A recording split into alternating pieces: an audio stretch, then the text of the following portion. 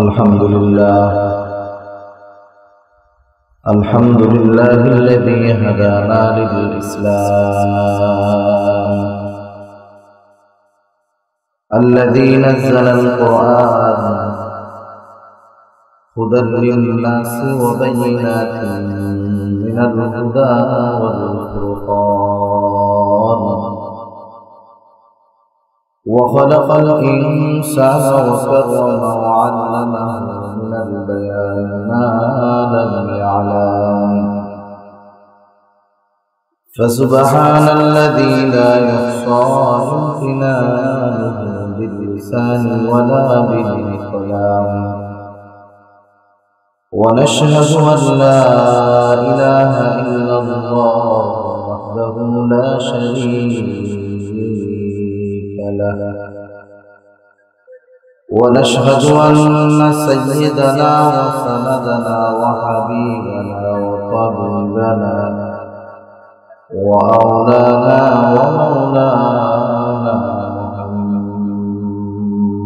محمد صلى الله تعالى عليه وعلى آله وأصحابه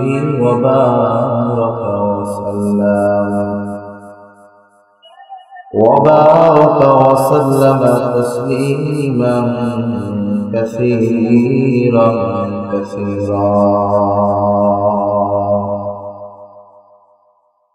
الذي أرسله الله تعالى ورسوله بالحق بشيرا ونذيرا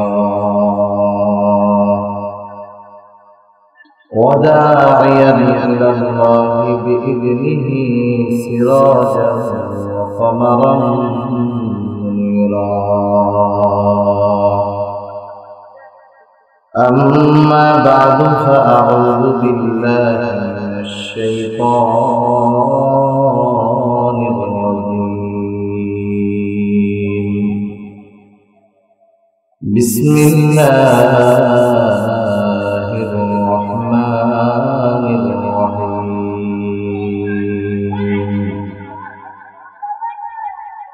يا أيها الذين آمنوا اتقوا الله حق تقاته ولا تموتن إلا وأنتم مسلمون. وقال تعالى: إن الحسنات يذهبن السيئات ذلك ذكرى للذاكرين. وقال رسول الله صلى الله عليه وسلم: اتق الله حيثما كنت وأتبع السيئة الحسنة تمحها وخالق الناس بخلق حسن، أو كما قال النبي عليه الصلاة والسلام.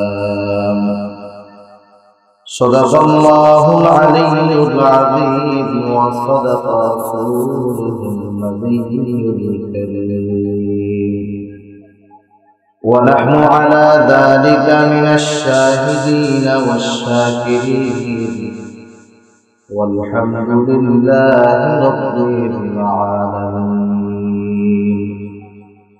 سبحانك لا علم لنا إلا ما علمتنا، إنك أنت العليم الحكيم.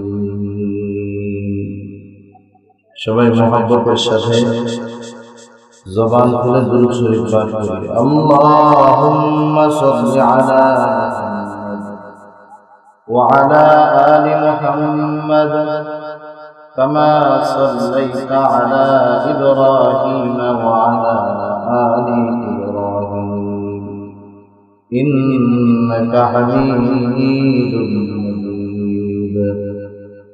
اللهم بارك على محمد وعلى آل محمد كما باركت على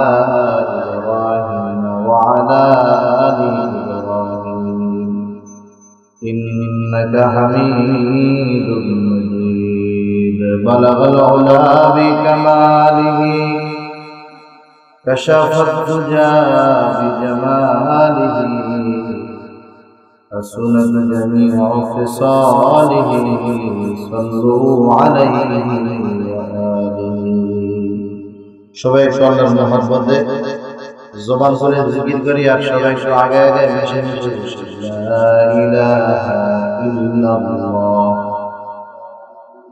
একটু আগে আগে মিশে মিশে বসেন একটু আগে আসেন ফাঁকা রাখছেন না কোনো জায়গায় একটু আগে আগে বসেন জবান করে জিকির করেন লা ইলাহা ইল্লাল্লাহ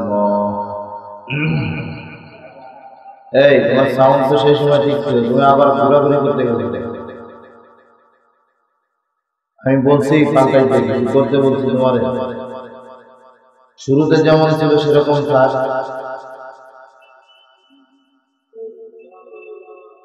লা ইলাহা ইল্লাল্লাহ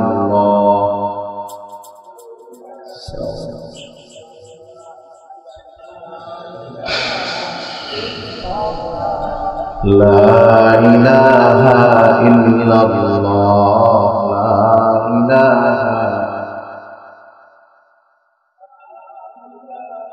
illallah la ilaha illallah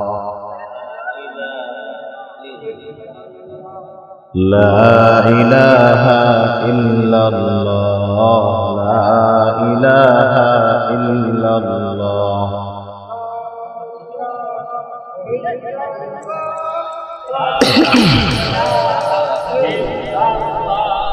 La ilaha illallah La ilaha illallah La ilaha illallah La ilaha illallah La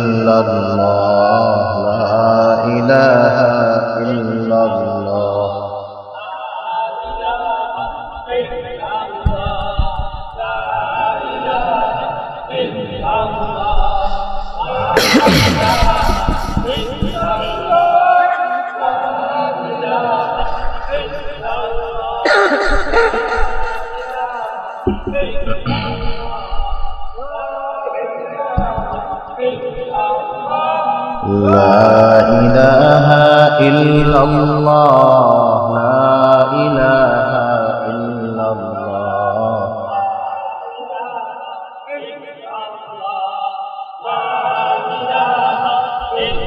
Afan kono lok niye aisen mahfil chalaite gorje debo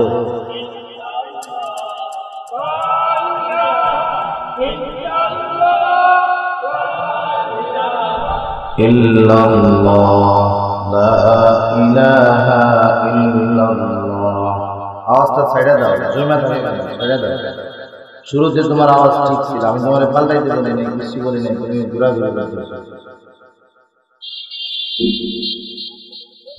লা ইলাহা ইল্লাল্লাহ লা ইলাহা ইল্লাল্লাহ লাগবে না দূরে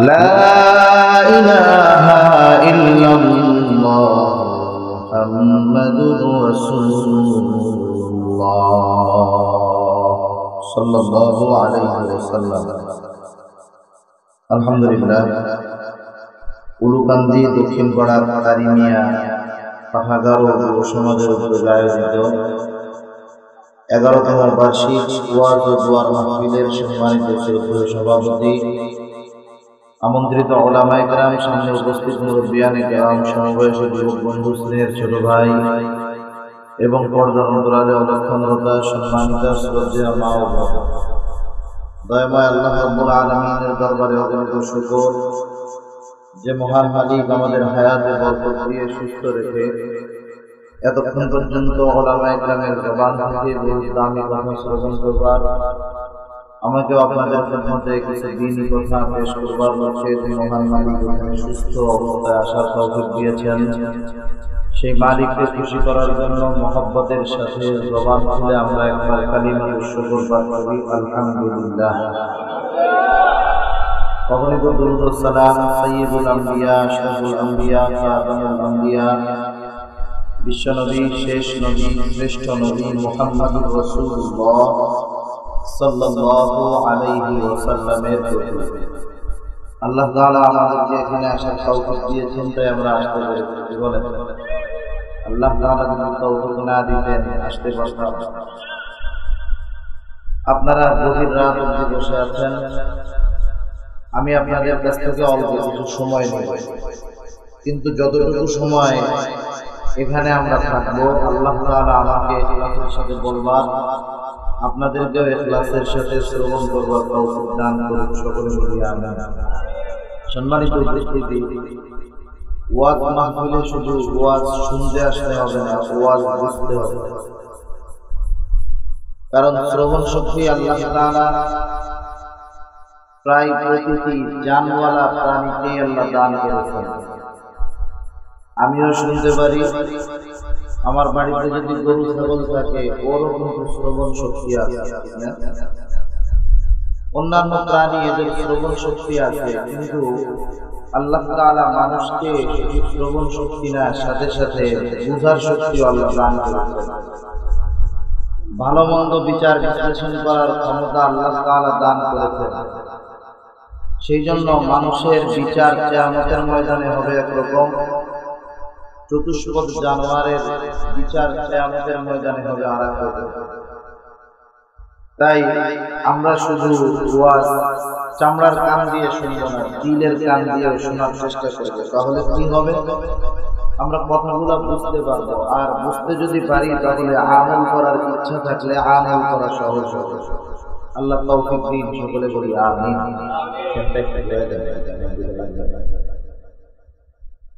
আমি আপনাদের খিদমতে পবিত্র কোরআনুল কারীম থেকে একটা আয়াত, আরেকটা আয়াতের অংশ এবং রাসূলুল্লাহ সাল্লাল্লাহু আলাইহি ওয়াসাল্লামের অগণিত হাদিস থেকে একটা হাদিস পাঠ করেছি। আল্লাহ তাআলার কাছে তওফিক চাই, অল্প সময়ে কিছু কথা আল্লাহ যেন জবান থেকে বের করেন, যে কথাগুলো আমাদের দুনিয়া এবং আখিরাতে কল্যাণকর হয়। সকলে আবার আমিন। রাসূলুল্লাহ সাল্লাল্লাহু আলাইহি ওয়াসাল্লাম সাহাবাদেরকে নসিহত করেছেন, ওয়াজ করেছেন। আর আল্লাহ তাআলা রাসূলুল্লাহ সাল্লাল্লাহু আলাইহি ওয়াসাল্লামকে মুমিনদের জন্য ওয়াজ করার নির্দেশ দিয়েছেন।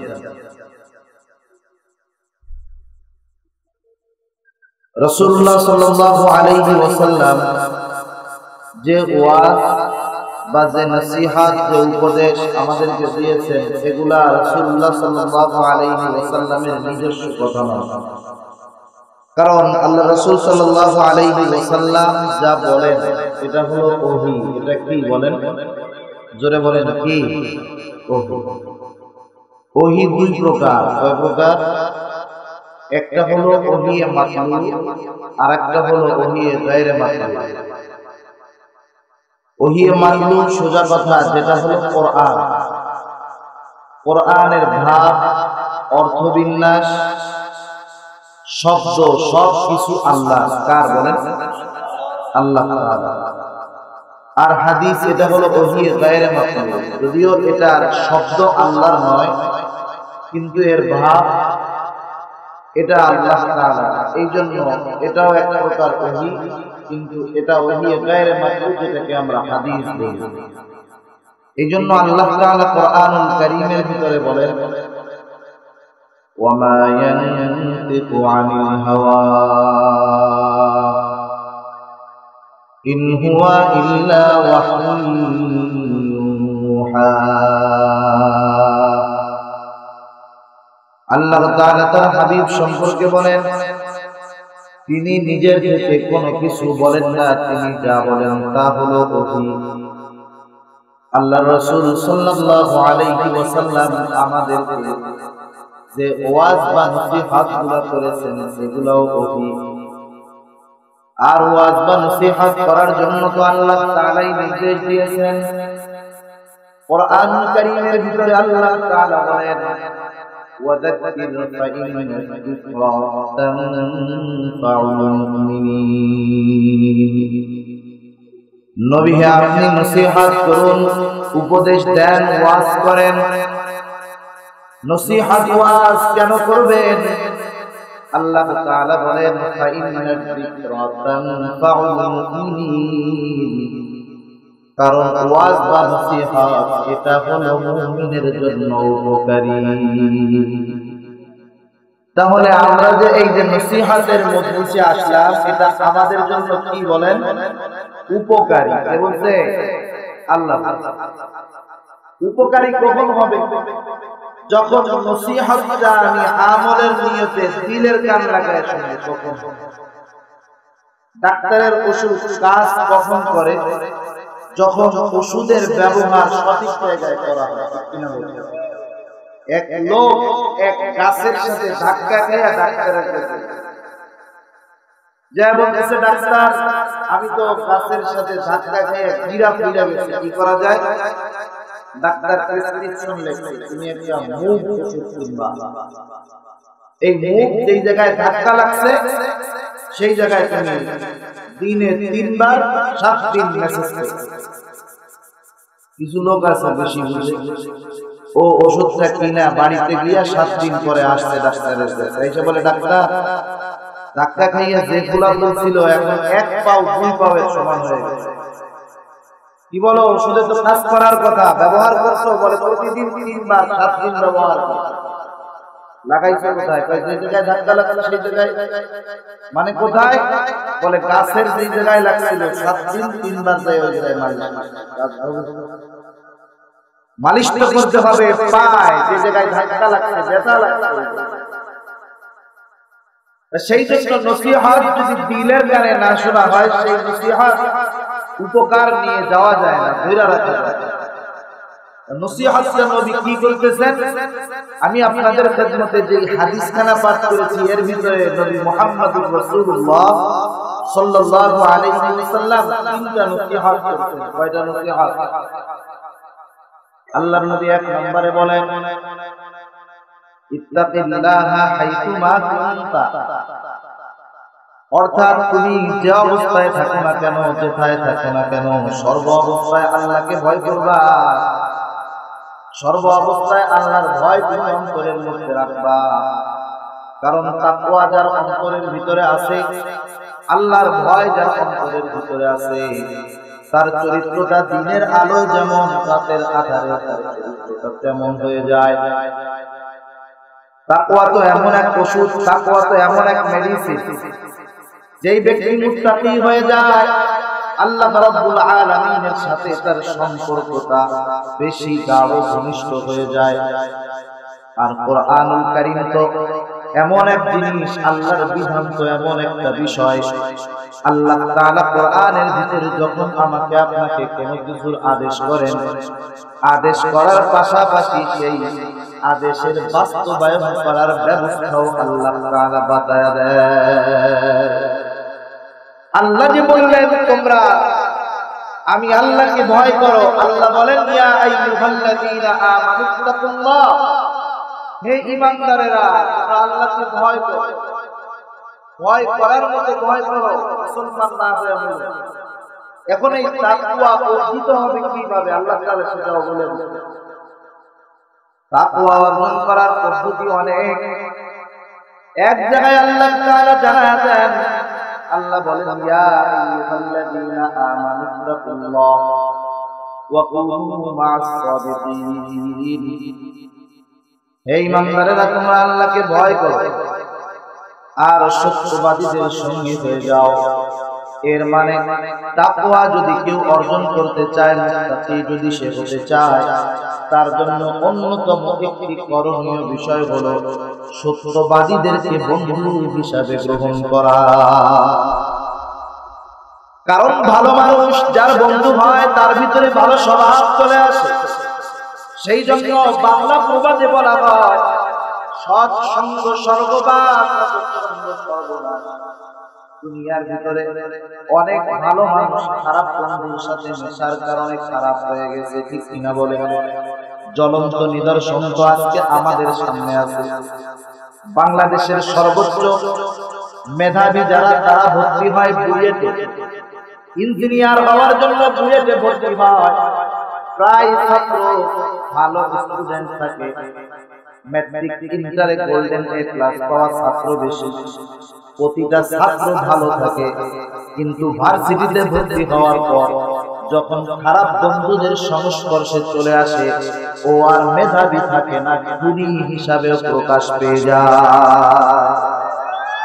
সব বন্ধু না থাকার কারণে ভালো মানুষগুলো খারাপে পরিণত হয়। আবার দুনিয়ার অনেক খারাপ মানুষ দেখছি, যার ভয়ে সমাজের মানুষ অতিষ্ঠ ছিল। অনেক মানুষ তো ওই লোকগুলা জানি মারা যায়, এই জন্য দোয়াও করতো। কিন্তু নসিবটা ভালো, এলাকায় তাবলীগ জামাতের মেহনতের লোক আসছে, আইসা কাস্ট করছে, বারবার দাওয়াত দিছে। লোকটার দিলের মধ্যে একটু আসর পয়দা হয়েছে, চিন্তা করতেছে শুইয়া বৈশাখী তো কাটাই যায়, 40টা দিন ঘুরে আসে। এক নিয়তে বের হইছে 40টা দিন ঘুরতে যাব, এক চিল্লা দিয়ে আসছে। এরপরে মনে মনে চাহিদা যে আর একটা চিল্লা দিয়ে দেই, একসাথে 3 চিল্লা দিয়ে বাড়ি ফিরছে। যেই সন্ত্রাস, যার ভয়ে এলাকার মানুষ ভয়ে থাকতো, 3 চিল্লা দিয়ে আসার পরে টের পাওয়া যায় না উনি কি আগের সেই মানুষ নাকি কোনো মাওলানা সাহেব। তাবলীগ জামাতের মেহনতে ভালো মানুষের সাথে মেশার কারণে খারাপ মানুষটাও ভালো হয়ে যায়, খারাপ মানুষের সাথে মেশার কারণে ভালো মানুষটাও খারাপ হয়ে যায়। সেই জন্য আল্লাহর ভয় যদি অন্তরে আনতে হয়, মুত্তাকি যদি হতে হয়, আল্লাহ বলে ভালো মানুষের সাথে সঙ্গ দাও, সত্যবাদীদের সঙ্গী হয়ে যাও, আল্লাহওয়ালাদের সঙ্গী হয়ে যাও, আলেমের সঙ্গী হয়ে যাও, নামাজির সঙ্গী হয়ে যাও। কারণ আল্লাহ তাআলা যার উপরে নাখোশ হয়, এর ধ্বংসের অন্যতম একটা মাধ্যম এটাও হয় যে আল্লাহ তাআলা তার সাথে খারাপ বন্ধুর সম্পর্ক জুড়ায় দেয়। আল্লাহ তাআলার গজব এটা একটা যে খারাপ মানুষের সাথে তার বন্ধুত্ব হয়। সেই জন্য 1 নাম্বার, কেউ যদি মুত্তাকি হতে চায় সে ভালো মানুষের সাথে থাকবে। 2 নাম্বার, সর্ব অবস্থায় তার মনের ভিতরে এই চিন্তা থাকবে যে আমি যেখানে যেই অবস্থায় থাকি না কেন, দুনিয়ার কেউ দেখে না, কিন্তু আমার আল্লাহ দেখে। এই চিন্তাগুলো যদি আমাদের ভিতরে আসে, সিসি ক্যামেরার প্রয়োজন নাই। সিসি ক্যামেরা দিয়ে সিসি ক্যামেরার সামনে হয়তো অপরাধ করবে না, কিন্তু সিসি ক্যামেরার পেছনে অপরাধ কিন্তু সে ছাড়বে না, ঠিক কিনা বলে। কিন্তু যার অন্তরের ভিতরে এই ভয় সর্বদা থাকে যে আমার আল্লাহ দেখে, এই লোকটা যত অপরাধ করার সুযোগ থাকুক না কেন, এই লোকটা অপরাধ করার সুযোগ থাকার পরেও আল্লাহ তাআলার ভয়ে কিন্তু সে অপরাধ করবে না। এই জন্য বুজুর্গানে দ্বীন বলেন, যদি কেউ মুত্তাকি হতে চায়, খোদাভীরুতা অর্জন করতে চায়, তাহলে তার অন্তরের ভিতরে সর্ব অবস্থায় এই তামান্না, এই চিন্তা রাখা যে আমার আল্লাহ আমাকে দেখতেছে। সর্বযুগের মানুষ যারা ছিল, খায়রুল কুরুন, খেলাফতের সময় রাসূলুল্লাহ সাল্লাল্লাহু আলাইহি ওয়াসাল্লাম থেকে নিয়ে খোলাফায়ে রাশিদিনের সময় যে মানুষগুলো ছিল, ওই সময়ের একটা রাখালের যে তাকওয়া ছিল, ওই সময়ের একটা রাখালের যে আল্লাহ ভীতি ছিল, আমি চ্যালেঞ্জ দিয়া বলতে পারি আজকের জামানার সবচেয়ে বড় আল্লাহওয়ালার ভিতরেও ওই তাকওয়াটা নাই। 100 ভাগের 1 ভাগ আছে কিনা সন্দেহ। ইতিহাস থেকে শোনাই ঘটনা তো হয়তো আপনাদের জানা আছে, হযরত ওমর রাদিয়াল্লাহু তাআলা আনহু পৃথিবীর স্থলভাগের 3 ভাগের 2 ভাগ, কোন কোন ঐতিহাসিক বর্ণনা বলেন পৃথিবীর স্থলভাগের অর্ধেক শাসন করেছেন খলিফাতুল মুসলিমিন হযরত ওমর রাদিয়াল্লাহু তাআলা।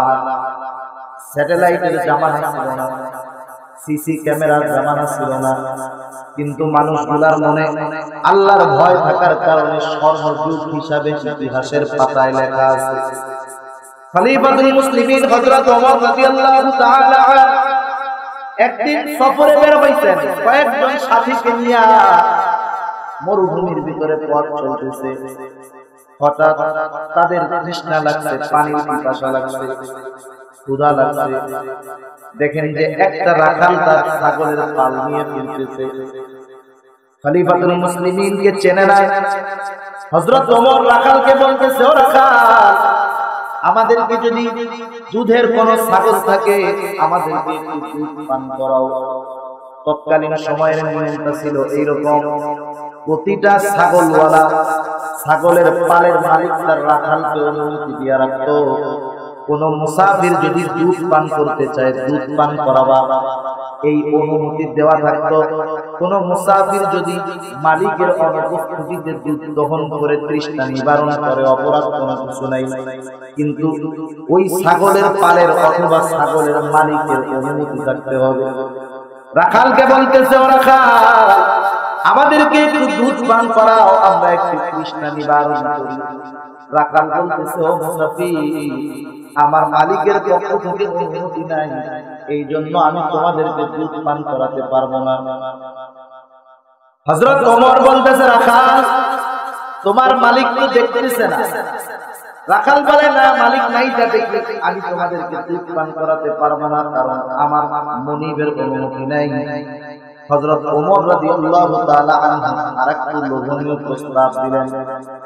রাখালকে বলতেছে, ও রাখাল, একটা কাজ করো, তুমি আমাদেরকে একটা দুধওয়ালা ছাগল দিয়ে দাও, আমরা দুধ খায়া তৃষ্ণা নিবারণ করবো, ক্ষুধা লাগলে ওইটার জব দিয়া গোশত খাবো। ওই রাখাল বলে, আমি আমার মালিককে কি বলবো? হযরত ওমর বলতেছে, তুমি তোমার মালিককে বলবা, ও মালিক, মরুভূমির ভিতরে হিংস্র হায়না আক্রমণ করে ছাগল একটা নিয়েছে, বললেই কাম খালাস।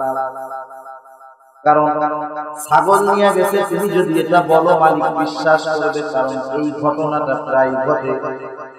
যখন হযরত ওমর রাখালকে পরীক্ষা করার জন্য এই কথাটা বললেন, রাখাল চিৎকার করে বলে, ইয়া হাদা ফাআইনাল্লাহ, হায় রে মানুষ, তুমি কি বলো? আল্লাহ কোথায়? আল্লাহ কোথায়? রাখাল চলে গেছে। হযরত ওমর বলতেছে, ওই রাখালের মতো মানুষ যতদিন দুনিয়ায় থাকবে ততদিন ইসলামের উপরে কেউ আঘাত হানতে পারবে না। আজকে আমাদের তাকওয়া কোথায়? যে যেই জায়গায় বসে যে পরিমাণ চোষা যায় সেই পরিমাণ করে, ঠিক কিনা বলবো? আজকে তো ফ্রি ক্লাসের নেতা পিয়ন হয়েও কোটি টাকার মালিক হওয়া যায়, ঠিক কিনা বলে? কোথায় গেছে আমাদের তাকওয়া?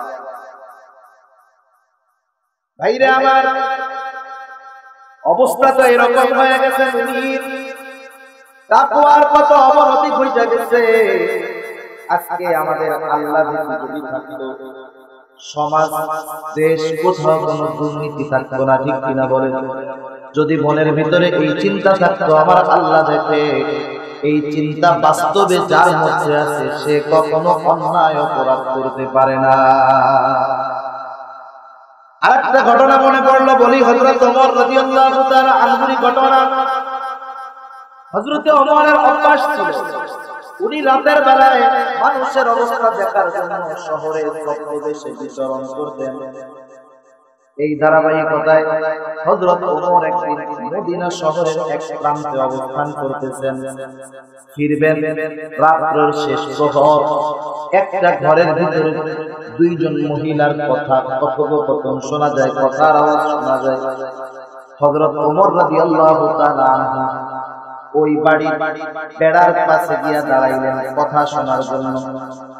আরেকটা জিনিস বলে দেই ভাই, যদি কোন শাসক তার শাসন কার্যের সুবিধার্থে কোন জায়গায় কান পেতে কোনো কথা শুনে, সে কথা শাসকের জন্য শ্রবণ করা যায়। শাসক যদি কাউকে অনুমতি দেয় গোয়েন্দাগিরি করার জন্য, তাহলে সে গোপনে খোঁজ খবর নিতে পারবে, এটা তার জন্য যায়। কিন্তু আমার আপনার জন্য, কোন মা বোনের জন্য প্রতিবেশীর বেড়ার সাথে কান লাগায়া কথা শোনার অনুমতি নাই।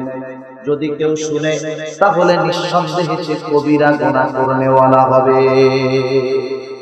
আমাদের সমাজে এসব অভ্যাস আছে, আপনাদের এদিকে কি আমি তো জানি না। পুরুষ হোক মহিলা হোক, আস্তে কান লাগায় শুনে যে দুইজনে ঘরের মধ্যে কি কথা বলে, আছে না নাই? এটা যদি করে হারাম কবিরা গুনাহ। কিন্তু শাসক যদি কাউকে অনুমতি দেয় আর শাসক যদি কোনো কারণে এটা করে, এটা তার জন্য বৈধতা আছে। হযরত ওমর মা এবং মেয়ের কথোপকথন শুনতেছে। মা মেয়েকে ডেকে বলতেছে, ওহে কন্যা জলদি উঠে যাও, দ্রুত করে ছাগলের দুধ দহন করো, কারণ আমাদের সংসারে কিন্তু বড়ই অভাব। এক কাজ করো, এখন তো ছাগলের দুধ কম হয়, একটু পানি মিশিয়ে দিও, পানি। মেয়েটা বলতেছে, মা তুমি কি বলো? খলিফা ওমর নিষেধ করেছে, যে পানি দিতে মানা করেছে। মা বলতেছে, মেয়ে এই রাত্রে ওমর কোথা থেকে আসবে, ওমর কোথা থেকে দেখবে? মেয়েটা বলে, মা ওমরের চোখ হয়তো ফাঁকি দিতে পারবা, কিন্তু আল্লাহ তাআলার চোখকে কিন্তু ফাঁকি দিতে পারবা না। হযরত ওমর শুনে চলে গেছে। পরের দিন মা মেয়েকে ডাকাইছে। ঘটনা পরের রাত্রে যখন মা মেয়েকে ডাকছে, মা মেয়েকে কাপড় উঠে গেছে। নিশ্চয়ই ওমরের কানে গত রাত্রে ঘটনার খবর চলে গেছে।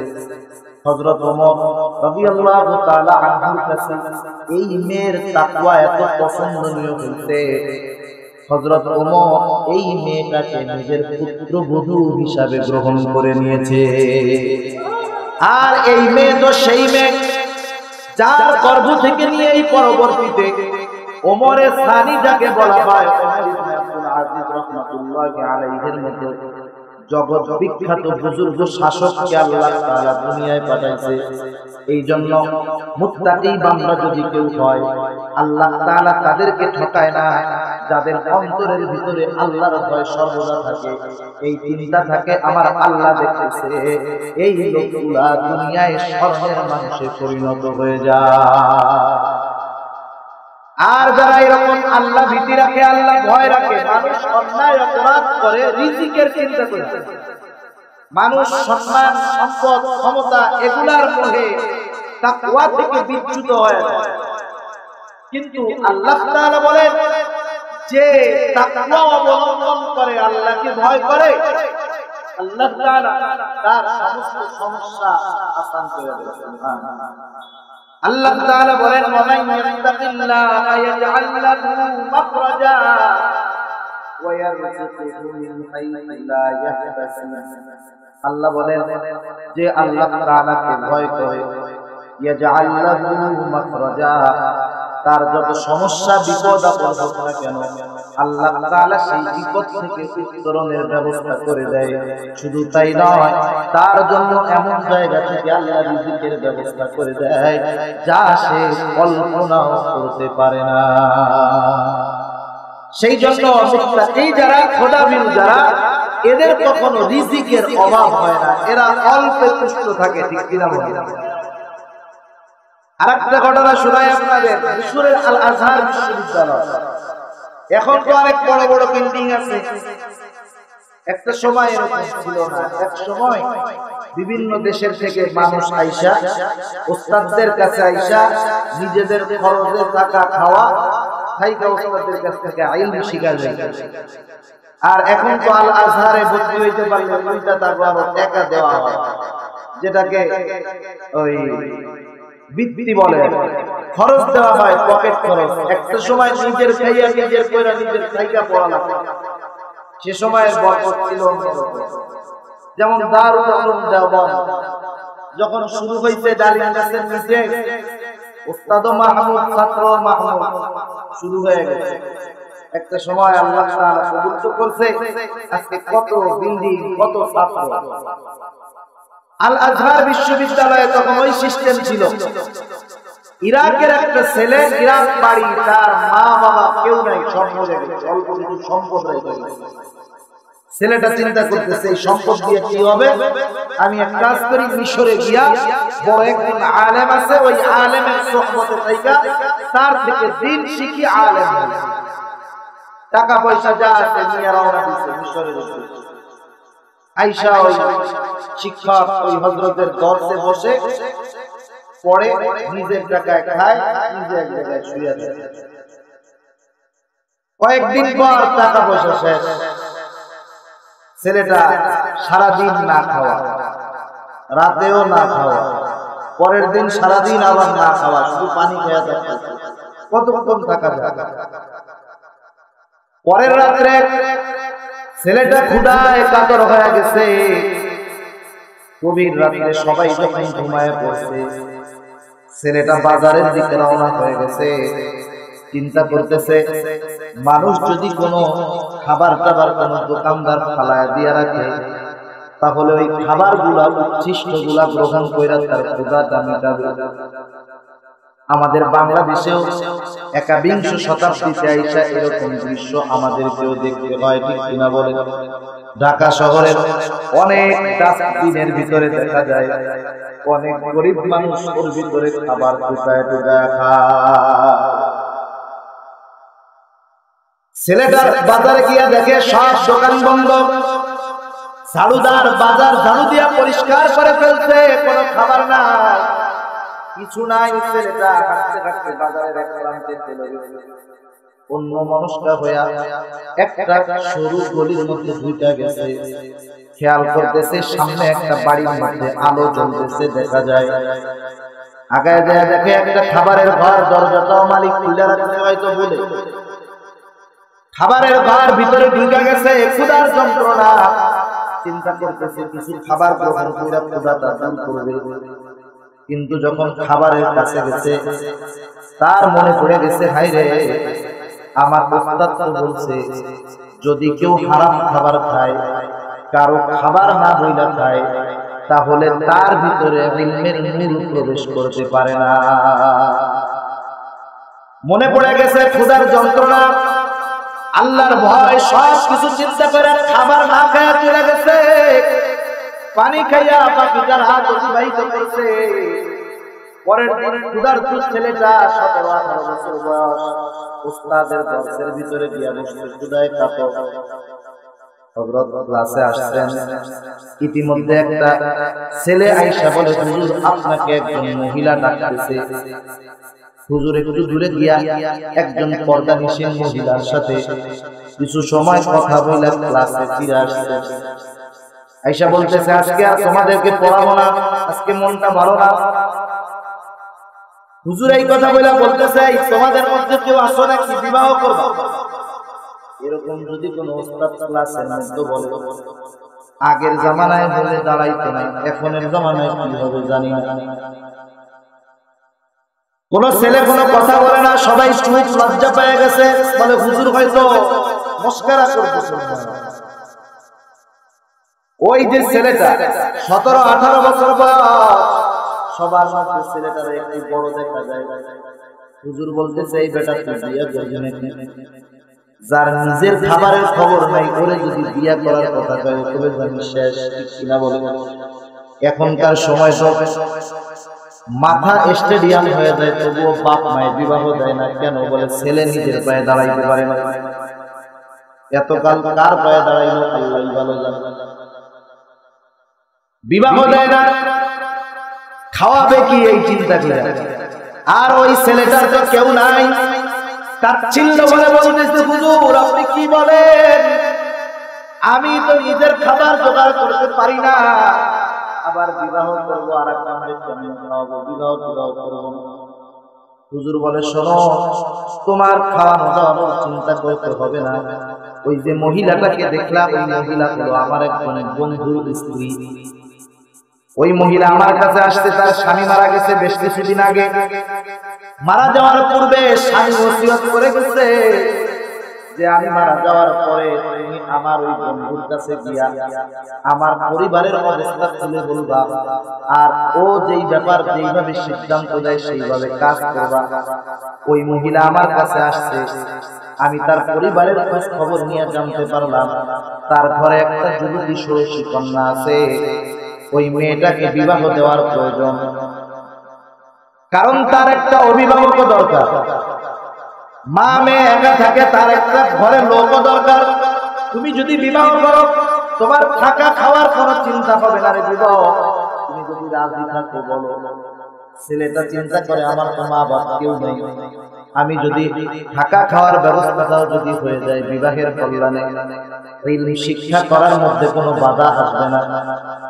সব কিছু চিন্তা করে ছেলেটা বলে, হ্যাঁ হুজুর আমি রাজি আছি, কোনো অসুবিধা নাই। যাই হোক, প্রস্তাব দেওয়া হলো, বিবাহ সম্পন্ন হয়ে গেল। ছেলেটা শহরের প্রান্তে বাড়ি, শ্বশুর বাড়ি থেকে 2-3 দিন পরে ওস্তাদের দরজা আসে। ছেলেটা আইসা কান্না করতেছে। ওস্তাদ জিজ্ঞাসা করে, কি বাবা তুমি কান্না করো কেন, কারণ কি মেয়েটা কি দেখতে ভালো না? যুবকটা বলে, না গো হুজুর, আমি এই যুবক বয়সে ইচ্ছায় অনিচ্ছায় আমার দৃষ্টি অনেক সময় অনেক পর নারীর দিকে চলে গেছে, কিন্তু আমার স্ত্রীকে আল্লাহ তাআলা এত সুন্দর চেহারা দিয়েছে, আজ অবধি এত সুন্দর নারী আমার চোখে এখন পর্যন্ত দেখি না। তাহলে তোমার কান্নার কারণটা কি? ছেলেটা বলতেছে, হুজুর কান্নার কারণ ভিন্ন। হুজুর বলে, তোমার শাশুড়ির আচরণটা কি খারাপ নাকি? বলে, না, আমি এই 2-3 দিন আমার শাশুড়ির আচরণে আমি আমার একাকিত্বের ব্যথা ভুলে গেছি, আমি আমার মায়ের স্নেহ কেমন জানি ফিরে পাইছি। তবে তোমার কান্নার কারণ কি? সব কান্না কিন্তু দুঃখের হয় না, কিছু কান্না আনন্দেরও হয়, কিনা বলবো? আনন্দেরও অশ্রু প্রবাহিত হয়, আবার দুঃখের অশ্রু প্রবাহিত হয়। ছেলেটার কান্না ছিল আনন্দের কান্না। ছেলেটা এবার নিজের ঘটনাটা বর্ণনা করতেছে, বলে, ওস্তাদ এই বিবাহটা হওয়ার 2 দিন আগ থেকে আমি ক্ষুধার্ত ছিলাম, খানার টাকা শেষ হয়ে গেছে। ক্ষুধার যন্ত্রণায় 2 দিন পরে আমি এই সরু গলি দিয়ে একটা বাড়ির ভিতরে গেলাম। তাদের খাবারের ঘরটা খোলা ছিল, হরেক রকমের খাবার ছিল। ক্ষুধার যন্ত্রণা, খাবার সামনে। হঠাৎ আমার মনে পড়ে গেল, আপনি তো একদিন বলছিলেন যদি কেউ হারাম খাবার খায়, কারো খাবার না বইলা খায়, তার মধ্যে ইলমের নূর ঢুকে না। এই ভয়ে আমি খানাটা না খাইয়া ক্ষুধা নিয়া রাতের বেলায় পানি খাইয়া ঘুমাইয়া সকালবেলা আপনার ক্লাসে বসলাম। হুজুর আমি যে আল্লাহর ভয়ে সেই রাতে ক্ষুধার কষ্ট করে খানা খাই নাই, আল্লাহ তাআলা আমার উপরে পছন্দ হয়ে গেছেন, আল্লাহ তাআলা আমার উপরে এই কাজটাই খুশি হয়ে গেছেন। হয়তো এই জন্য ওই বাড়ির শুধু খানা নয়, ওই বাড়ির মালিকানাও আল্লাহ আমাকে দিয়ে দিয়েছে। যেই বাড়ির খানা আমি সেই দিন গ্রহণ করি নাই, হুজুর আজকে আল্লাহ তাআলা আমাকে ওই বাড়ির মেয়ের স্বামী বানায় দিয়েছে। অকল্পনীয় জায়গা থেকে আল্লাহ তাআলা রিজিকের ফয়সালা করে দেন। সেজন্য আল্লাহ তাআলা বলেন, ওয়ামাইয়াত্তাকিল্লাহা ইয়াজআল লাহু মাখরাজা ওয়া ইয়ারযুকহু মিন হাইসু লা ইয়াহতাসিব। তাকওয়া যে অবলম্বন করে তার বিপদ থেকে বের হওয়ার ব্যবস্থাও আল্লাহ করে দেয়, রিজিকের সমস্যাগুলো আল্লাহ রাব্বুল আলামিন দূর করে দেয়। কেউ যদি মুত্তাকি হতে চায়, তার জন্য আরেকটা করণীয় হলো জীবনের হিসাব নিকাশ করা। আল্লাহ তাআলা কোরআনুল কারীমের ভিতরে সেই কথা জানায় দেন। আল্লাহ বলেন, ইয়া আইয়ুহাল্লাযীনা আমানুত্তাকুল্লাহ ওয়াল তানজুর নাফসুম মা কদ্দামাত লিগাদিন ওয়াত্তাকুল্লাহ। আল্লাহ রাব্বুল আলামিন বলেন, হে ইমানদারেরা, তোমরা আল্লাহ তাআলাকে ভয় করো, ওয়াল তানজুর নাফসুম মা কদ্দামাত লিগাদ, এবং তুমি আগামী দিনের জন্য কি সঞ্চয় করেছো, কি আমল পরকালের জন্য জমাইতেছো, পাঠাইতেছো, এইটার হিসাব নিকাশ করো।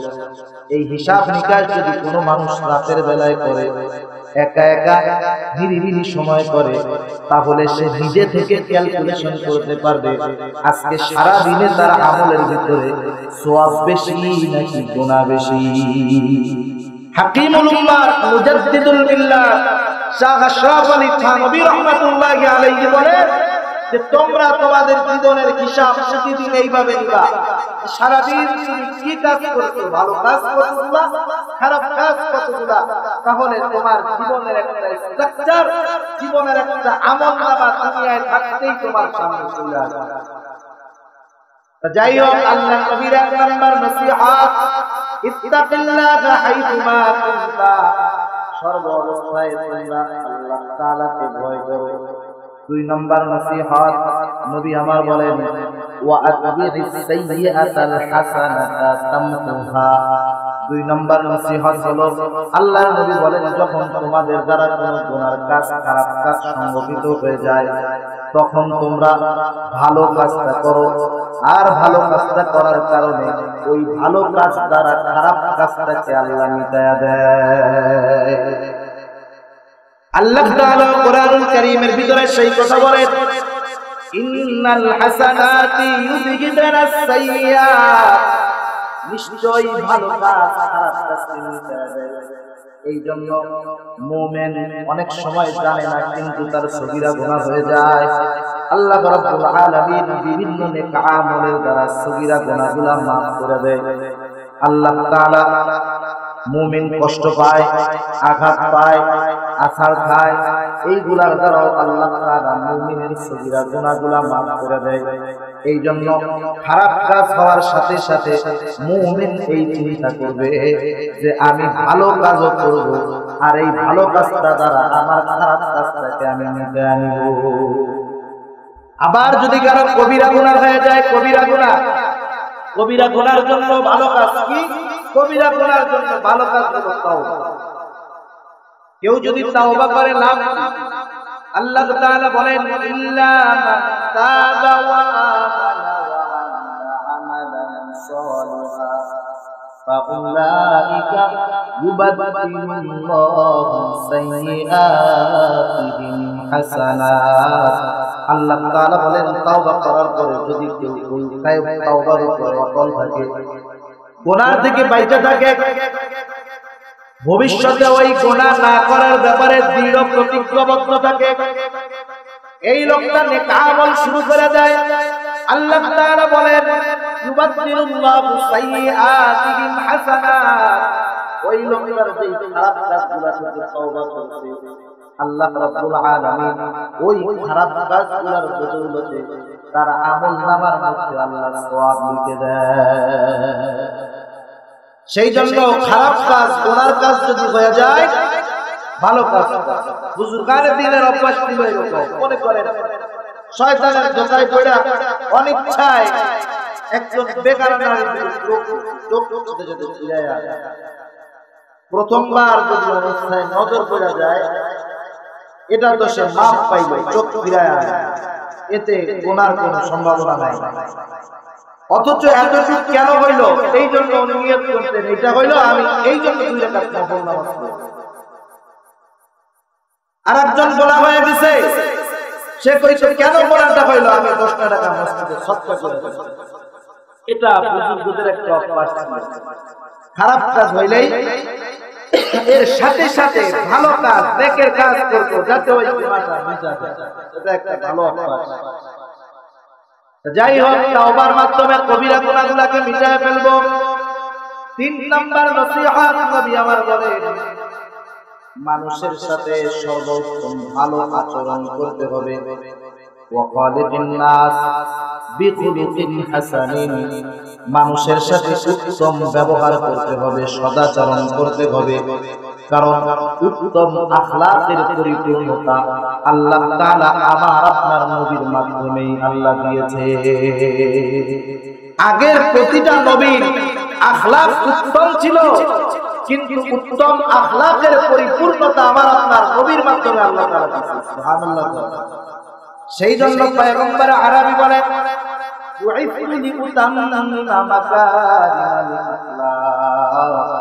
আল্লাহ নবী বলেন, আমাকে প্রেরণ করা হয়েছে উত্তম আখলাকের পরিপূর্ণতা দান করার অর্থে। উত্তম আখলাকের পরিপূর্ণতা প্রদানের জন্য আমাকে প্রেরণ করা হয়েছে। আল্লাহর নবী ছিলেন উত্তম আখলাকের উত্তম নিদর্শন। নবী যখন দুনিয়া থেকে চলে গেছেন, এক সাহাবী আয়েশা সিদ্দিকা রাদিয়াল্লাহু তাআলা আনহার কাছে জিজ্ঞাসা করেছে, ও আয়েশা, আল্লাহর নবীর চরিত্র সম্পর্কে আমাদেরকে কিছু বলো। নবী আমার কেমন ছিলেন, তার আখলাক কেমন ছিল, চরিত্রটা কেমন ছিল? আয়েশা রাদিয়াল্লাহু তাআলা আনহা বলেন, তুমি কি কোরআন পড়ো নাই? বলে, হ্যাঁ আমি তো কোরআন পড়ি। আল্লাহর নবীর পত্নী আয়েশা রাদিয়াল্লাহু তাআলা আনহা বলেন, শুনে নাও, কানা কুলুহুল কোরআন, এই কোরআনটাই আল্লাহর নবীর চরিত্র ছিল। কারণ আল্লাহ তাআলা পয়গম্বর আরবীকে কেমন চরিত্র দান করেছেন, আল্লাহ বলেন, ওয়া ইন্নাকা লাআলা খুলুকিন আযীম, আপনাকে মহান চরিত্র দান করা হয়েছে, আপনি মহান চরিত্রের অধিকারী। সেই জন্য আখলাক সামগ্রিক একটা বিষয়। আখলাকের উত্তম চরিত্রের অনেকগুলা অংশ। মনে করেন লজ্জা, এটা উত্তম চরিত্রের একটা অংশ। দয়া উত্তম চরিত্রের একটা অংশ। বিনয় উত্তম চরিত্রের একটা অংশ। আদব উত্তম চরিত্রের একটা অংশ। আপনি যতগুলা অংশ পান না কেন উত্তম চরিত্রের, সবগুলার মধ্যে কামালিয়াত অর্জন করেছে পৃথিবীর একজন মাত্র ব্যক্তি, তিনি হলেন মুহাম্মাদুর রাসূলুল্লাহ। আল্লাহর নবীর লজ্জা কেমন ছিল, কয়েকটা যেখানে আসতো বলি লজ্জা আল্লাহর নবীর কেমন ছিল। হযরত আবু সাঈদ খুদরি রাদিয়াল্লাহু তাআলা আনহু বলেন, আল্লাহর নবীর লজ্জা কেমন ছিল, পয়গম্বর তো এমন লজ্জাশীল ছিলেন, একটা কুমারী মেয়ে, তার কি লজ্জা, তার চাইতে বেশি লজ্জা আমার আপনার নবীর ছিল। এই জামানার কুমারী মেয়ের কথা বলা হয় না, বলা হয়েছে স্বর্ণযুগের একটা কুমারী মেয়ের কথা।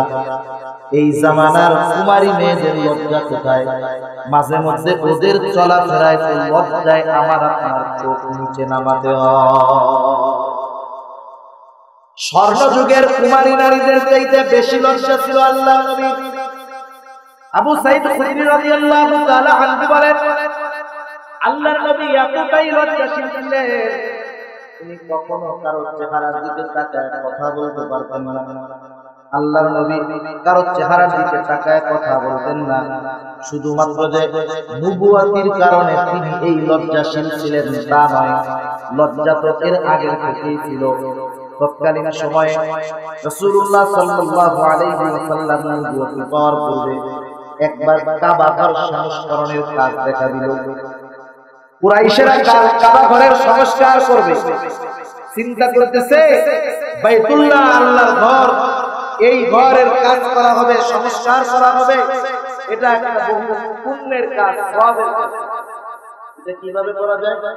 আমরা তো আমাদের জামা গায়ে গুনাহ করি, লুঙ্গি পরে গুনাহ করি, তাহলে এই বাইতুল্লাহ সংস্কারের কাজটা আমরা ওই সব পোশাক ছাড়াই করব যেগুলো পরে গুনাহ করি। তার মানে ওরা উলঙ্গ হইয়া বাইতুল্লাহ সংস্কারের কাজ শুরু করেছে। আল্লাহর নবী সেই কাজের মধ্যে অংশগ্রহণ করেছেন। একজন আয়েশা বলতেছে, মুহাম্মদ তোমার পরনের পোশাকটা খুলে ফেলো। নবুয়তের পরে আল্লাহর নবী বলতেছেন, যখন আমাকে একজন এই কথাটা বলল যে পোশাকটা খুলে ফেলো, পোশাক খোলা তো দূরের কথা, যখন এই কথাটা আমাকে বলছে আমি সাথে সাথে লজ্জায় অজ্ঞান হয়ে গেছি। ততক্ষণ পর্যন্ত আমার হুঁশ ফিরে নাই যতক্ষণ না তাদের সংস্কারের কাজ শেষ না হয়েছে। আল্লাহর নবী বলেন, আমি খালি একটু শুনছি, এতেই লজ্জায় আমি অজ্ঞান হয়ে গেছি। এমন লজ্জাশীল ছিল নবী। আল্লাহর নবীর পোশাকের ভিতরে লজ্জাশীলতা ছিল, আল্লাহর নবীর কথার ভিতরে, চাহনির ভিতরে লজ্জাশীলতা ছিল। আজকে আমাদের কথা, চাহনি, পোশাক কোনো কিছুর মধ্যে লজ্জাশীলতা মা বোনদেরও নাই, পুরুষেরও নাই। আজকে দেখেন মা বোনদের পোশাক গুলা দিন যাচ্ছে পাতলা হচ্ছে, সংক্ষিপ্ত হচ্ছে, ছোট হচ্ছে, ঠিক কিনা বলেন? পোশাকের যেই শালীনতা, পোশাকের যেই লজ্জা উঠে যেতেছে, পুরুষদের পোশাক দিন দিন টাকনুর নিচে নামতেছে, আর মহিলাদের সালোয়ার পায়জামা গুলা দিন দিন ত্রিকটার প্যান্ট হয়ে যাইতেছে, ঠিক কিনা বলেন? পোশাকের লজ্জা দূর হয়ে যাইতেছে। ফ্যাশনের নামে পাশ্চাত্য সভ্যতাকে গ্রহণ করে লজ্জাকে তারা মিটায় ফেলতেছে। আজকে দেখেন প্যান্ট পরে প্যান্ট, জিন্সের প্যান্ট 15-16 জায়গায় পট্টি মারা ছেঁড়া, রাম দেখা যায়, পা দেখা যায়, অনেকের পাছাটাও পর্যন্ত দেখা যায়। লজ্জা করে না। পশ্চাৎ সভ্যতাকে গ্রহণ করে উলঙ্গতার শিক্ষা নিচ্ছে, ঠিক কিনা বলে? সমাজ থেকে যখন লজ্জা দূর হয়ে যায়, ওই সমাজের ভিতরে জেনা ব্যভিচার বেড়ে যায়, ওই সমাজের ভিতরে পরকীয়া বেড়ে যায়, ওই সমাজের ভিতরে স্বামী স্ত্রীর মহব্বত শুরু হয়ে যায়, ওই সমাজের ভিতরে অন্যায় অকারেন্স বেশি শুরু হয়ে যায়। এই জন্য বলা হয়, আল্লাহর নবী বলেন, আল ঈমানু বিদ'উন ওয়া সাবউনা শু'বা, ঈমানের 70-এর অধিক শাখা রয়েছে।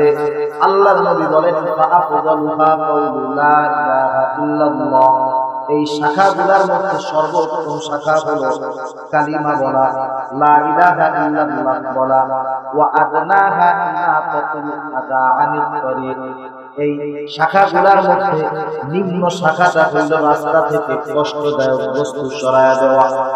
একটা ইট রাস্তার মধ্যে পড়ছে, মানুষের পায়ে লাগতে পারে, এটা সরায়া দেওয়া, এটাও কিন্তু ঈমানের একটা অংশ। আর কলা খাইয়া কলার ছোকলাটা রাস্তার মধ্যে ফালায়া দেওয়া, এটা হলো ঈমান না থাকার একটা অংশ, ঠিক কিনা বলেন? সেই জন্য রাস্তায় যত প্রকার কষ্টদায়ক বস্তু আছে, এটা সরায়া দেওয়াও ঈমানের একটা অংশ। শুধু তাই নয়, নবী আমার বলেন, হায়াউ শু'বাতুন মিনাল ঈমান, এই যে লজ্জা, এটাও এই ঈমানের শাখাগুলোর একটা। এক সাহাবী তার ছোট ভাইকে তিরস্কার করতেছে লজ্জার লাগা। সেই ছেলেটা বেশি লজ্জাশীল। আল্লাহর নবী বলতেছে, কেন তুমি ওকে তিরস্কার করতেছো? বলে, ইয়া রাসূলুল্লাহ, এর লজ্জা বেশি। আল্লাহর নবী বলেন, থাক, লজ্জা ঈমানের অঙ্গ, লজ্জার জন্য তোমরা তাকে তিরস্কার করো না। সেই জন্য আজকে আমাদের সমাজ থেকে লজ্জা উঠে গেছে, লজ্জার সাথে সাথে পর্দা উঠে গেছে, বেহায়াপনা আমাদের সমাজের ভিতরে ঢুকে গেছে, ঠিক কিনা বলেন? হায়া মানে লজ্জা। যাদের লজ্জা নাই এদেরকে আমাদের ভাষায় বলে বেহায়া। কি বলে? বেহায়া। আজকে সমাজে বেহায়া বলে। সেই জন্য আজকে সমাজে দিন দূর হয়ে যাইতেছে, আসমানি জমিনি গজব আমাদের উপরে পতিত হচ্ছে, ঠিক কিনা বলেন? আল্লাহর নবী আরেকটা বিষয় ছিল, পয়গম্বর ছিলেন বিনয়ী। লজ্জা হলো উত্তম আখলাকের একটা অংশ, বিনয় এটাও উত্তম আখলাকের একটা অংশ। আল্লাহর নবী ছিলেন বিনয়ী। আল্লাহর নবীর ভিতরে বিনয় ছিল। এই বিনয়টা সর্ব অবস্থায় থাকে। কথার মধ্যে বিনয় আছে, চলাফেরার মধ্যেও বিনয় আছে, আচরণের মধ্যে বিনয়ের একটা বড় স্থান আছে। ছোট বড়র সাথে কথা বলবে বিনয়ের সাথে, আবার বড় ছোটর সাথেও কথা বলবে মহব্বত বিনয় ভরা নিয়ে। জমিনের উপরে চলবে তখন বিনয় থাকতে হবে। হাঁটার মধ্যে তাকাব্বুরি অহংকারের ভাব থাকলে চলবে না, থাকলে চলবে না। কারণ যে ব্যক্তি জমিনের উপরে অহংকার নিয়ে লেফট মার্কা চলা চলে, আল্লাহ তাআলা ওই ধরনের লোকদের সম্পর্কে বলেন, ওয়ালা তামশি ফিল আরদি মারহা ইন্নাকা লান তাখরিকাল আরদা ওয়ালান তাবলুগাল জিবালা তুলা। আল্লাহ তাআলা বলেন, ওয়ালা তামশি ফিল আরদি মারহা, জমিনের উপরে তর্ক ভরে চলাচল কইরো না। ইন্নাকা লান তাখরিকাল আরদা, যতই জমিনের উপরে অহংকার নিয়ে চলো না কেন, জমিনকে তুমি বিদীর্ণ করতে পারবা না, এবং পাহাড় শরীফ সমপরিমাণ উঁচাও তুমি হইতে পারবা না। সেই জন্য জমিনের ভিতরে বিনয়ের সাথে চলো। সাহাবায়ে কেরাম বলেন, আল্লাহর রাসূল সাল্লাল্লাহু আলাইহি ওয়াসাল্লাম যখন রাস্তায় চলতেন, মনে হইতো তিনি মাটির উপরে সুন্দরভাবে আস্তে আস্তে পা বাড়ান। বিনয়ের সাথে জমিনের উপরে আল্লাহ রাসূল সাল্লাল্লাহু আলাইহি ওয়াসাল্লাম। সেই জন্য নিজের মধ্যে বিনয় আনা। বিনয় যদি আসে তাহলে লাভ কি? আল্লাহর নবী বলেন, মান তাওয়াযা লিল্লাহি রাফাআহুল্লাহ, বিনয় দেখাবে, নিজেকে অহংকারের সাথে বড়ত্বের ভিতরে প্রকাশ করবে না, বিনয়ের সাথে আল্লাহর সন্তুষ্টির জন্য নিজেকে ছোট বলবে। আল্লাহ রাব্বুল আলামিন এই বিনয়ের কারণে তার সম্মানকে উঁচু বানায় দিবে। দ্বিতীয় আর একটা গুণ আখলাকের ভিতরে থাকার প্রয়োজন, এটা হলো আদব। আরবি প্রবাদে বলা হয় আদাবুন বিলা রাজুলিন কাশাজারাতিন বিলা সামারিন। আদববিহীন মানুষের কোনো দাম নাই, ফলবিহীন কলা গাছের কোনো দাম নাই। যে কলা গাছে কলা ধরে না, ফার্নিচার বানানোর লাগে আপনারা রাখতে দিবেন। কলা গাছ যত্ন করে রাখবেন না যদি কলা না ধরে। গোলাপ ফুল কত সুন্দর, গাছটাই যদি ফুল না ধরে ওইটা কাঁটাওয়ালা গাছ ছাড়া কিছুই না, ঠিক কিনা? এই জন্য গাছে যদি ফুল ফল না থাকে সেই গাছের দাম নাই। মানুষের মধ্যে যদি আদব না থাকে সেই মানুষের কোনো দাম নাই। মুরব্বীরা থাকলে আমাকে মাফ করবেন, কথাটা একটু বলি। আমরা তো মনে করি মনে হয় আমাদের ছোট যারা তারাই শুধু বেয়াদবি করে। আসলে আমরাও অনেক সময় বেয়াদবি করি। কারণ আদবের সংজ্ঞা হলো যখন যে অবস্থায় যেটা করার প্রয়োজন ওটার বিপরীত করাটাই হলো বেয়াদবি। সেই জন্য বেয়াদবি ছোট মানুষের মাধ্যমেও হয়, বেয়াদবি আমার মতো বড় মানুষের মাধ্যমেও হয়। সেই জন্য নিয়ম বহির্ভূত সুন্নাতের বাহিরে যখন কেউ কিছু করতে যাবে ওইটাই আদব থেকে বিচ্যুত করে বেয়াদবির দিকে নিয়ে যায়। ছোট ছোট আদবের অনেক দাম, ছোট ছোট আদব। যেমন মনে করেন আমার বড়, আমি বাসের মধ্যে গেছি, আমার বড় মুরব্বী একজন দাঁড়ায়, আমার কমন সেন্স কি বলবো যে আমি বলবো যে মুরব্বী আপনি বসেন। এটা কি বলে? আদব। এটা হলো আদব। হাঁটতেছি, আমি হাঁটার সময় মুরব্বীর চলা একটু অসুবিধা, আমি তার একটু জায়গা দিলাম, এটা হলো আদব। সে যে ধর্মের মানুষ হোক না কেন আমি তার সাথে আদব প্রদর্শন করতে পারি। সামান্য আদব প্রদর্শন করব, আল্লাহ তাআলা চাইলে এর বিনিময়ে অনেক বড় কল্যাণ আমাকে আপনাকে দিতে পারে। হযরত মুসা আলাইহিস সালাম যখন ফেরাউনের কাছে দ্বীনের দাওয়াত নিয়ে গেছে, আল্লাহ রাব্বুল আলামিন শিখায় দিয়েছে, ও মুসা তুমি আর তোমার ভাই যখন ফেরাউনের কাছে যাইবা, তোমরা দুইজন ফেরাউনের সাথে নরম সুরে কথা বলবা, নরম সুরে। এখান থেকে মুফাসসিরিন ইকরাম অনেক কিছু ব্যাখ্যা দেন। জালেম ফেরাউনের কাছেও আল্লাহ তাআলা নরম সুরে কথা বলতে বলছে। যাই হোক, সেই বিষয়ে আমি যাব না।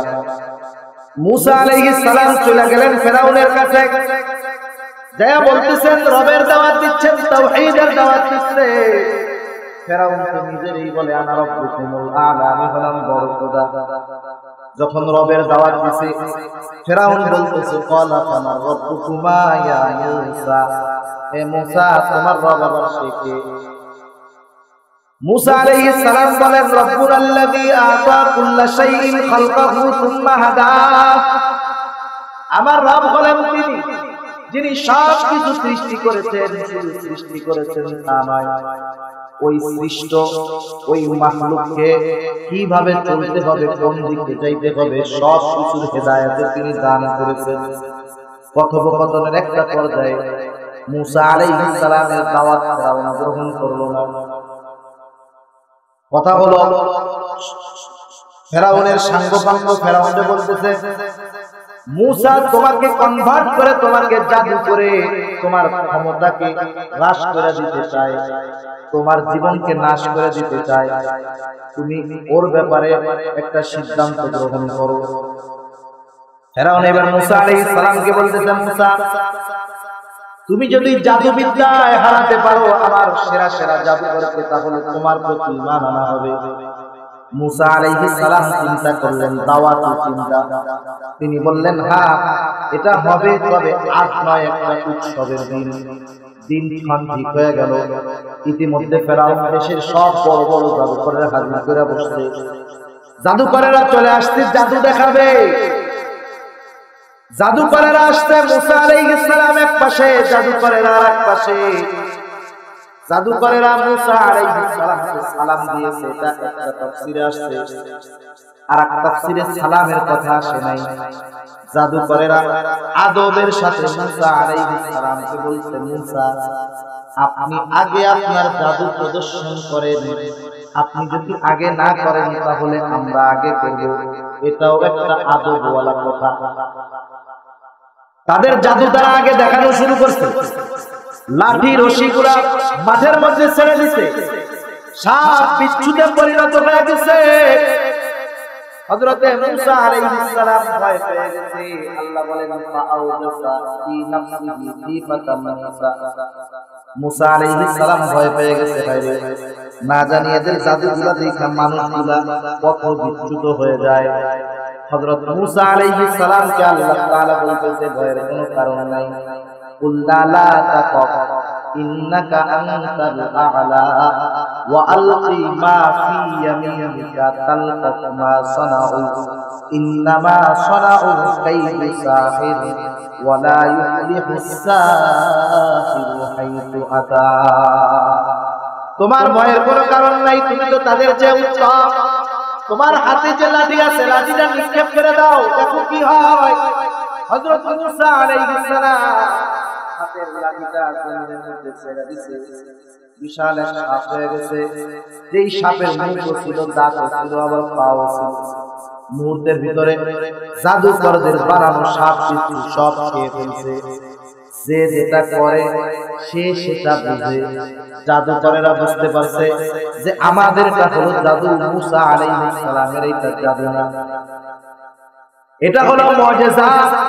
সাথে সাথে ফাউলকিয়াস সাহারাতু সুজদা, জাদুকর যারা ছিল সাথে সাথে আল্লাহর দরবারে সিজদায় অবনত হয়ে গেছে। তারা বলতেছে আমান্না বিরাব্বি হারুন ওয়া মুসা। সিজদায় যায় তারা বলতেছে আমরা মুসা এবং হারুনের রবের উপরে ঈমান আনলাম। ভালো করে খেয়াল দিয়া বুঝে, জাদুকরেরা আসছিল জাদুতে পয়গম্বরকে পরাজিত করার জন্য। আয়েশা হেদায়েতের মতো বহুত দামি দৌলত পেয়ে গেল, কোন সিনায় মাপ পেয়ে গেল। তাফসীরের ভিতরে আসছে ইমাম আউজাই রাহমাতুল্লাহি আলাইহি লিখেন যে এই যে পয়গম্বরকে প্রথম সম্বোধন করে সম্মানের সাথে এই যে প্রস্তাবনা পেশ করছে, আল্লাহ তাআলার কাছে তাদের এই আদবটা এত পছন্দনীয় হয়েছে। এই সামান্য আদবের বদৌলতে আল্লাহ রাব্বুল আলামিন হেদায়েতের মতো দৌলত তাকে দিয়ে দিয়েছে। শুধু তাই নয়, ইবনে আব্বাস রাদিয়াল্লাহু তাআলা আনহু বলেন এই মানুষগুলা 70 জনের মতো জাদুকর ছিল।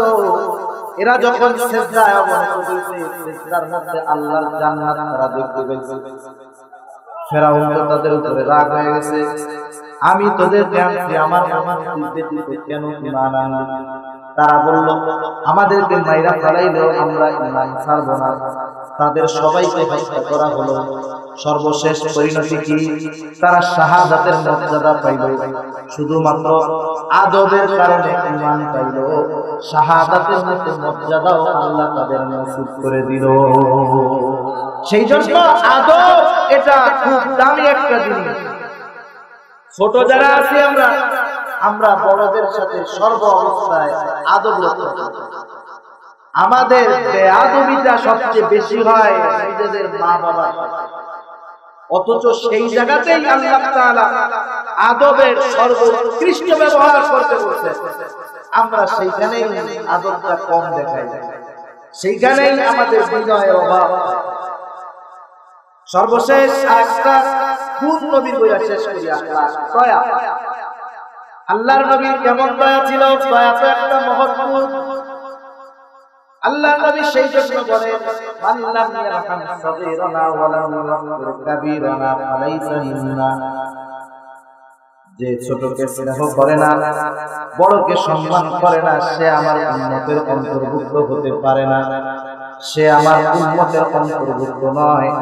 এই জন্য বড় ছোটর প্রতি রহম করবে, দয়া করবে, বড় ছোটর প্রতি স্নেহ মায়া মহব্বত রাখবে। দয়ার সাগর তো আমাদের রাহমাতুল লিল আলামিন। কি বলেন? আল্লাহর নবীর কেমন দয়া, পয়গম্বর আরবি মুহাম্মদুর রাসূলুল্লাহ সাল্লাল্লাহু আলাইহি ওয়াসাল্লাম যখন মক্কায় কাফেরদেরকে দ্বীনের দাওয়াত দিতেছে, মক্কার কাফেররা দাওয়াতকে বারবার বিনাই করে। আল্লাহর নবী একবার চিন্তা করলেন, সুজলা সুফলা শস্য শ্যামলা শহর ছিল তায়েফ। একবার তিনি মনস্থ করলেন দ্বীনের কিছু কথা, দ্বীনের দাওয়াত তিনি তায়েফবাসীর কাছে পৌঁছাবেন। এই নিয়তে পালক পুত্র যায়েদকে সঙ্গী করে তিনি তায়েফে চলে গেছেন দাওয়াত দেওয়ার জন্য। তায়েফ ছিল উর্বর এলাকা, এই জন্য মক্কার কুরাইশ যারা কাফির ছিল ওদের অনেক বড় বড় নেতাদের অনেক বাগান ছিল। আল্লাহর নবী সর্বপ্রথম সাকিব গোত্রের এক নেতার কাছে গেছে, যাদের সাথে কুরাইশের পরিচয় ছিল। সাকিব গোত্র ছিল ওই এলাকার সবচেয়ে বড় সম্প্রদায়। ওই লিডার যদি ঈমান আনে, অন্যদের মধ্যে ঈমানি দাওয়াত দেওয়া সহজ হবে। আল্লাহর নবী এই চিন্তা করে সাকিব গোত্রের গোত্রপতির কাছে গিয়া ঈমানের দাওয়াত দিল। ওই ব্যক্তি ঈমান আনতে অস্বীকার করলো। আল্লাহর নবী তার কাছে একটা অনুরোধ জানাইলেন যে আপনি যেহেতু ঈমান আনলেন না, আপনার কাছে অনুরোধ, আপনি এই বিষয়টা যেন বাধাগ্রস্ত না হয় সেই জন্য এটা নিয়ে উল্টাপাল্টা করেন না। লোকটা উল্টাপাল্টা শুরু করলো। আল্লাহর নবী মানুষের কাছে যখন দ্বীনের দাওয়াত নিয়ে গেল, এই জালেমগুলা ছোট ছোট বাচ্চাদেরকে লালায় দিল পাথর মারার জন্য। আল্লাহর নবীর গায়ে পাথর মেরে জর্জরিত করে ফেলা হলো। রক্ত ঝরতে ঝরতে পয়গম্বর জমিনের উপরে পড়ে গেছে, দুর্বল হয়ে গেছে। ওইটা তারা আবার হামজিরা তাড়া করায় দিত। আল্লাহর নবী মানুষের মধ্যে কালিমার দাওয়াত দিতেন, আবার তারা পাথর মারতে মারতে অজ্ঞান করে ফেলত। হযরতে যায়েদ বলেন, অবস্থা তো এমন হয়ে যাইতো বাবা, আল্লাহর নবীর দেহ মোবারক থেকে রক্ত ঝরতে ঝরতে জুতার মধ্যে ঢুইতে যাইতো। ওই রক্ত শুকাইয়া জুতাগুলা পায়ের সাথে আটকে যাইত। এক মাস এই মেহনত আল্লাহর নবী করেছেন, কোনো কাজ হয় নাই। ক্লান্ত শ্রান্ত পয়গম্বর একটা পাহাড়ের পাদদেশে পড়ে আছে, শরীরের মধ্যে কোনো শক্তি নেই। রক্ত ঝরতে ঝরতে আসমান থেকে ফেরেশতা চলে আসছে, আল্লাহর নবীর কাছে আয়েশা বলতেছে, ইয়া রাসূলুল্লাহ, আপনি যদি অনুমতি দেন তাহলে এই তায়েফবাসীকে নিশ্চিহ্ন করে দেওয়া হবে। কত অত্যাচার, কত জুলুম নবীর উপর। এরপরে নবী আল্লাহর কাছে বলতেছেন, আয় আল্লাহ, হয়তো এরা না বোঝার কারণে ঈমান আনে নাই, হয়তো এদের পরবর্তী প্রজন্ম ঈমান আনবে। আল্লাহ, আপনি এই কারণে তাদেরকে ধ্বংস করে দিবেন না। এত অত্যাচারের পরেও আল্লাহর নবীর দিলের ভিতরে কেমন রহম ছিল। আর আজকে তো আমাদের দয়া মায়া কোথায় চলে গেল? সামান্য প্রতিপক্ষকে ফাঁসানোর জন্য নিজের সন্তানকে নিজের বাবা নিজের হাতে জবাই করে 10টা টাকা চাইতে সন্তান গলা কাটা মাইরা পাইতলা করে নিতে বলা। রহম কোথায় চলে গেছে? দয়া কোথায় চলে গেছে? এই উম্মতের আখলাক কোথায় গিয়েছে চিন্তা করেন। আজকের আখলাক তো, আজকের এই দুশ্চরিত্র তো জাহেলিয়াতের সময়কে হারায় ফেলেছে, ঠিক কিনা বলেন? এখন গজলের জন্য অপেক্ষা করা। তাই আলোচনা শুরু করব না। আল্লাহর নবী নসিহত করেছেন, এই নসিহত তিনটা নসিহত সর্ব অবস্থায় কার ভয়? আল্লাহ। গুনাহ হয়ে গেলেই নেকের কাজ। গুনাহ হইছে, আপনি ইস্তেগফার পাঠ করবেন, এটাও নেকের কাজ। কবিরা গুনাহ হয়ে গেছে, খাঁটি ভাবে আল্লাহর কাছে তওবা করবেন, এই অবস্থায় নেকের কাজ। পাশাপাশি সগীরা গুনাহ যদি হয়ে যায়, নেকের কাজের মাধ্যমে সগীরা গুনাহগুলোও আল্লাহ মাফ করে দেন। আর উত্তম আখলাক আমাদের প্রয়োজন। আজকে তো আমরা আমাদের সন্তানদেরকে ডাক্তার, ইঞ্জিনিয়ার, অফিসার বানাতে চাই, মানুষ বানাতে চাই, ঠিক না? সেজন্য সন্তানগুলোকে আখলাকওয়ালা সন্তান বানাতে হবে। নাইলে এই সন্তানের জন্য একটা সময় আল্লাহ না করুন হয়তো মানুষ আমার দিকে আঙুল তুলে বলবে, দেখ ওই যে সন্ত্রাসীর বাবা যায়, ওই যে খুনির বাবা যায়, এটার চাইতে লজ্জা দুনিয়ায় আর কিছু হতে পারে না। সেজন্য উত্তম আখলাক শিক্ষা দেওয়ার ব্যবস্থা নিজেরাও নিব, আমাদের সন্তানদেরকেও উত্তম আখলাক শিক্ষার ব্যবস্থা করে দিব। আল্লাহ রাব্বুল আলামিন আমাদের সকলকে রাসূল আকরাম সাল্লাল্লাহু আলাইহি ওয়াসাল্লামের এই নসিহতগুলোর আলোকে আমল করার তৌফিক দান করুন। সকলে বলি আমিন। ওয়া আখিরু দাওয়ানা আলহামদুলিল্লাহি রাব্বিল আলামিন।